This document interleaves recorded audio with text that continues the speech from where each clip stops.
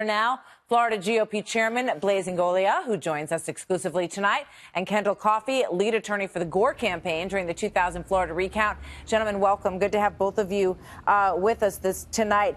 You heard Chuck Schumer, Senator Schumer, and this for Kendall Coffey, saying that we're not going to have a rerun of 2000 when bullying and intimidation ruled and created a rush to judgment, so that to this day Americans believe that the election was unfairly decided. Is he trying to suggest, Mr. Coffey, that that's what we're going to see again here, and that Floridians can't trust this outcome?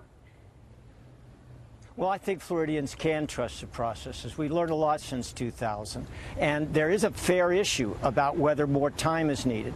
Wouldn't we agree that voters in Palm Beach County shouldn't somehow lose a right to a manual recount simply because their election officials don't get it done on time? That kind of equal protection challenge, standards need to be the same from county to county, was actually the legal strategy that Republican lawyers successfully used back in 2000 when it was argued successfully that different standards in manual recounts in Florida made the process unconstitutional.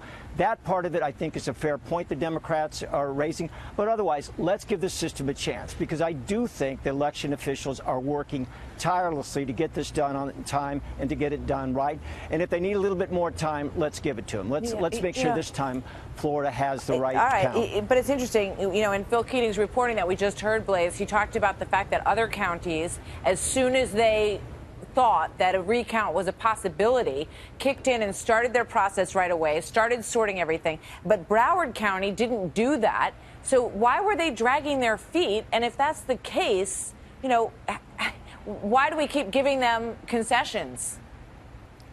That's a great question. And only. Well, I'll come to you in a minute, Kendall. I just wanted, that question was for Blaise, and then I'll give you a chance to respond. Thanks, Martha.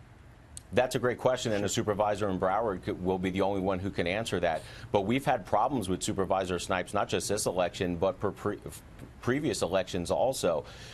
Look at Miami-Dade, and Phil Keating had alluded to this. Miami-Dade has a lot more voters. They had a lot longer ballot, but they were still able to do what they needed to do because they did it in advance. They were thoughtful. They knew that this was coming.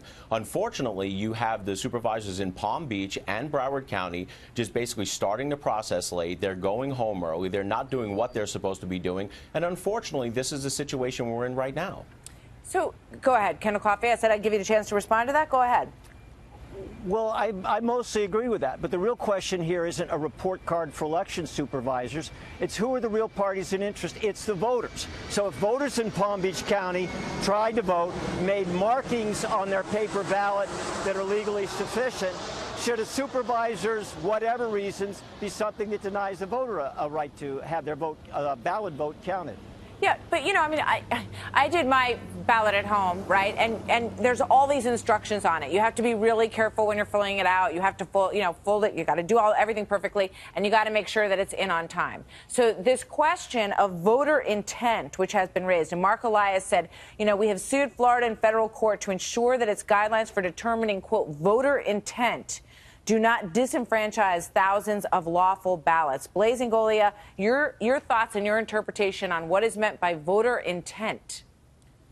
Well, actually, I'm going to diverge off of that. I think what's more important than voter intent is what the Democrats are doing when they filed a lawsuit the past couple of days, asking for all of the vote-by-mail ballots to be accepted after the Tuesday deadline. You know, we have a law in Florida that says that you cannot cast a ballot. A ballot cannot count if it's received by the supervisor of elections after 7 p.m. on Election Day. But the Democrats have now filed a lawsuit saying that they should accept them if they're received up to 10 days after Election Day. So while we are struggling with the voter intent, we have to deal with that lawsuit. I think one of the bigger issues from our perspective is that the Democrats clearly are trying to steal this election. Now they're trying to change the law after an election to try to get the outcome they want because they did not like the results on Election Day. Real quick, if you can, Kendall Coffey, you know, I mean, it's a valid question. If the law is that it has to be in by election night, you can't change the law after the fact. You can maybe change it next time around. Look, there was a lot of litigation on both sides last time. There's a lot of litigation this time. But the real parties in interest, the people who matter here, are the voters. And their voters' intent, if it's a valid ballot, ought to be heard. And in fact, the supervisor of elections, which have been or the Division of Elections, which has been Republican dominated for the last 20 years, has put out pretty specific guidance on how to judge the markings in a manual recount. And it allows people to be imperfect, to write the word yes by a candidate's name instead of filling out the oval, or to circle a candidate's name rather than doing everything perfectly. That's what we've got to get to. All right. Kendall Coffey, thank you very much. Blazing Golia, good to have you with us tonight, gentlemen. We'll see where it goes. Thank you.